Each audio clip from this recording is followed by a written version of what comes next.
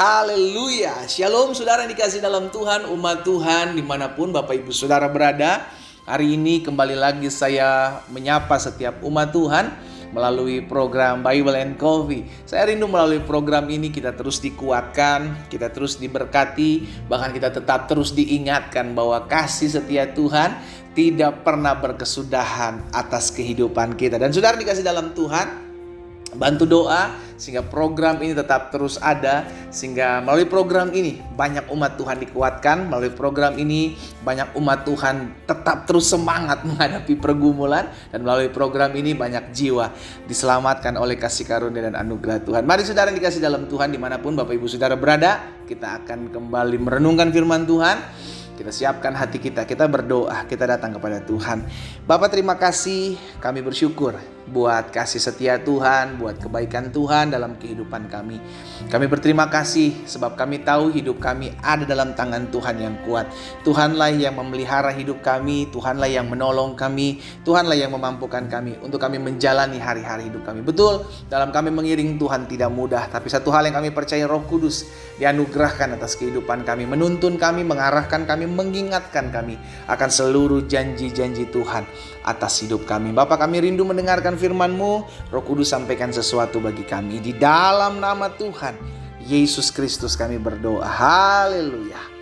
Amin, amin. Puji Tuhan. Nah saudara yang dikasih dalam Tuhan, ada satu kebenaran firman Tuhan yang saya mau sampaikan buat setiap kita. Inilah hukum yang harus kita pegang dalam kehidupan kita, dalam kita menjalani keseharian kita. Hukumnya apa? Ini yang sudah Yesus sampaikan dalam Markus pasal yang keempat ayat 24 dan ayat yang ke-25. Markus 4 ayat 24 dan ayat 25 bilang begini saudara. Lalu Yesus berkata lagi, camkanlah apa yang kamu dengar. Apa sih? Ini dia saudaraku, ukuran yang kamu pakai untuk mengukur akan diukurkan kepadamu. Lihat, ukuran yang kita pakai, yang kita menjadi tolak ukur kita melakukan segala sesuatu, ukuran itu yang akan diukurkan kepada saudara dan saya. Dan di samping itu, lihat saudara, dan di samping ukuran tadi itu akan ditambahkan lagi kepadamu. Ayat 25. Karena siapa yang mempunyai kepadanya akan diberi, siapa yang tidak mempunyai apapun juga yang ada padanya akan diambil daripada. Jadi Tuhan Yesus sedang mengingatkan kepada setiap kita seperti ini saudara. Kalau kita mau dihargai, ini bahasa sederhananya, belajar menghargai orang lain. Karena ukuran yang kita pakai untuk mengukur seseorang, ya kan, sesuatu yang kita lakukan kepada orang lain. Kalau kita mau diampuni, belajar untuk mengampuni orang lain. Karena ukuran yang kita pakai itu akan diukurkan kepada kita.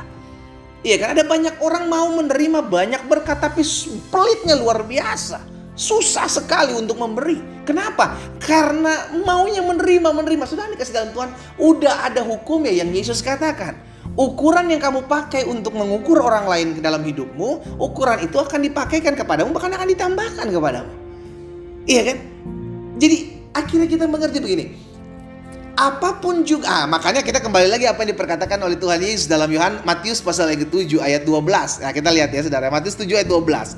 Segala sesuatu yang kamu kehendaki, ini lebih jelas. Segala sesuatu yang kamu kehendaki supaya orang perbuat kepadamu, perbuatlah demikian juga kepada mereka. Hal ini supaya kita mengerti, kalau kita pengen dihargai, belajar menghargai orang lain. Kalau kita mau diampuni, belajar mengampuni orang lain. Kalau kita mau dikasih, belajar mengasihi orang lain. Ukuran yang kamu pakai untuk mengukur ke orang lain, ukuran itu akan diukurkan kepadamu. Apa yang kau lakukan kepada orang lain, hal itu akan dilakukan kepadamu. Itu yang disebut dengan apa yang kau tabur, itu yang kau. Jadi jangan berharap menuai sesuatu yang gak pernah engkau tabur saudaraku. Iya kan?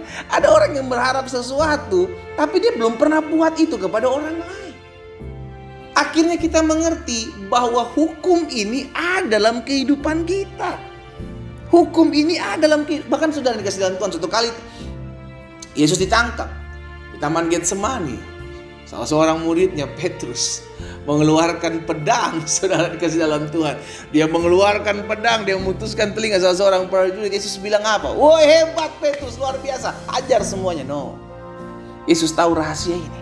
Itu sebabnya Yesus bilang sama Petrus, Petrus, masukkan pedang itu kembali ke dalam sarungnya, sebab barang siapa menggunakan pedang akan binasa oleh pedang.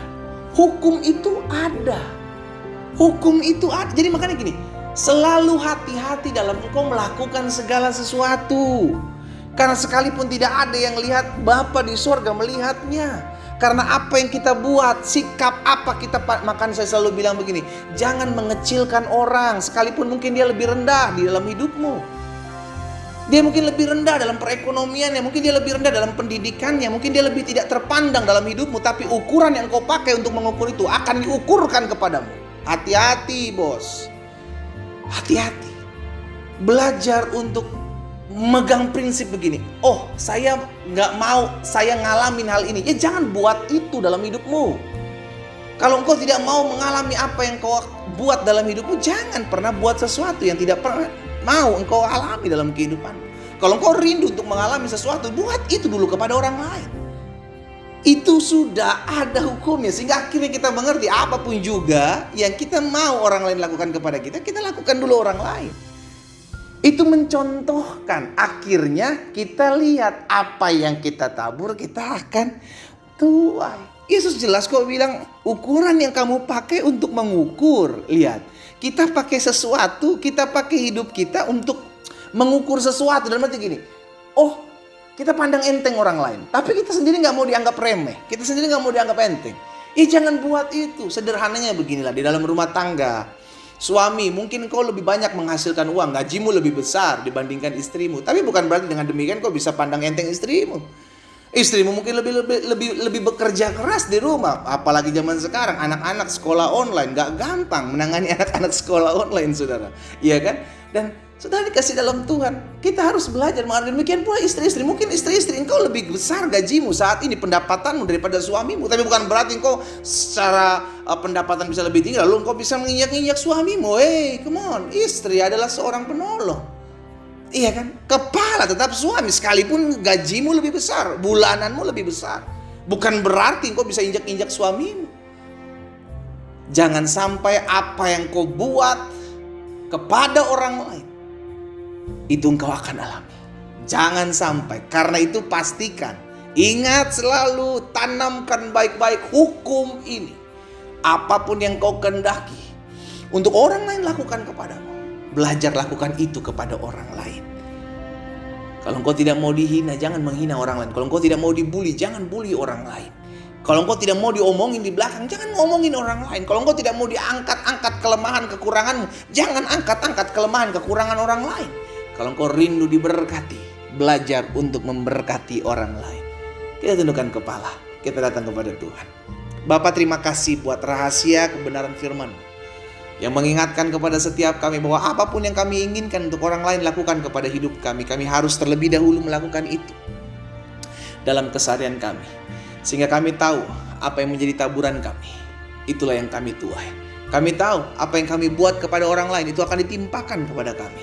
Karena itu adalah tolak ukur daripada apa yang menjadi hukum dari segala seluruh hukum Taurat dan kitab para nabi. Tuhan, hamba berdoa buat setiap umat Tuhan, agar setiap kami selalu semakin disadarkan hari-hari ini, agar kami banyak berbuat baik kepada orang lain, karena kami tahu kami pun perlu mengalami apa yang kami lakukan kepada orang lain, sehingga akhirnya kami menyadari kami harus berbuat baik, kami harus membangun iman orang lain, kami harus menjadi berkat buat orang lain, sehingga apa yang kami tabur ketika kami menuainya, kami tetap bersuka cita dalam anugerah dan kasih setia Tuhan. Hamba berdoa dan hamba ucapkan berkat buat setiap umat-Mu di dalam nama Tuhan Yesus Kristus. Haleluya. Amin.